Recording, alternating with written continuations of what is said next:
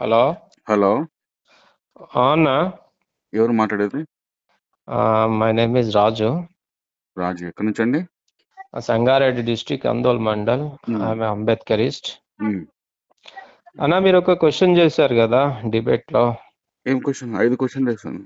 5 క్వశ్చన్లు కదా, నాకు ఒకటే క్వశ్చన్ చాలు. నాకు అంబేద్కర్ రాజ్యాంగాన్ని రాయలేదు, 286 మంది మాత్రమే రాశారనే క్వశ్చన్ రేజ్ చేశారు.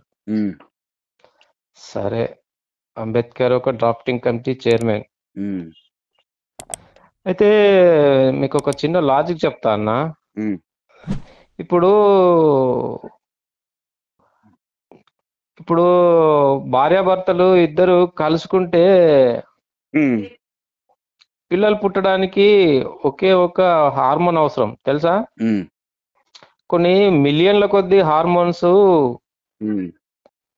రిలీజ్ అయినా కూడా ఒకటే ఒకటి పనిచేస్తుంది, ఉమ్. అన్ని చచ్చిపోతాయి.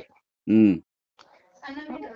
అంబేద్కర్ కూడా అలాంటి వాడే. అంబేద్కర్ రాజ్యాంగ రచన కమిటీకి చైర్మన్ అయినప్పటికీ కూడా అందులో 7 మంది సభ్యులు అయినా కూడా వాళ్ళెవ్వరు కూడా వాళ్ళ వాళ్ళ బాధ్యతలు నిర్వర్తించలేరు. కాబట్టి ఆయన ఆ బాధ్యతలను భుజాల మీద వేసుకొని 24 గంటలు కష్టపడి ఈ దేశానికి ఒక అద్భుతమైనటువంటి రాజ్యాంగాన్ని ఇచ్చిండు.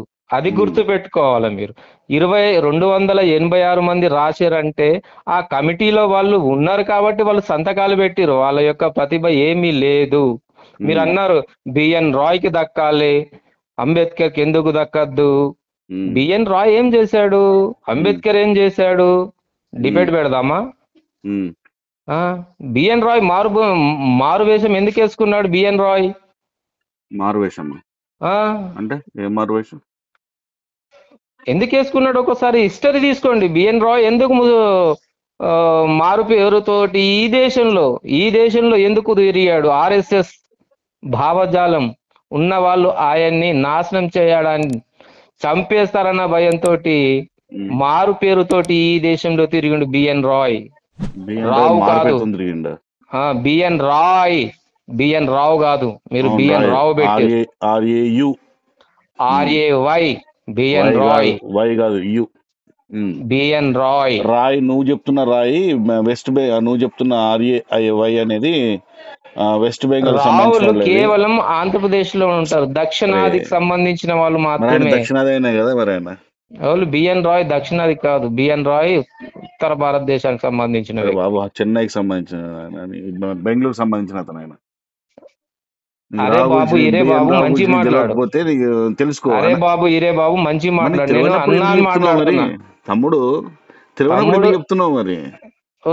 నువ్వు ఎందుకు చెప్తున్నావు తెలియనప్పుడు? ఆయన హిస్టరీ చెప్తున్నా, హిస్టరీ నేను క్రియేట్ చేసింది కాదు, నువ్వు క్రియేట్ చేసింది కాదు. బిఎన్ రావు బిఎన్ రావు ఎక్కడ పుట్టింది చెప్పు.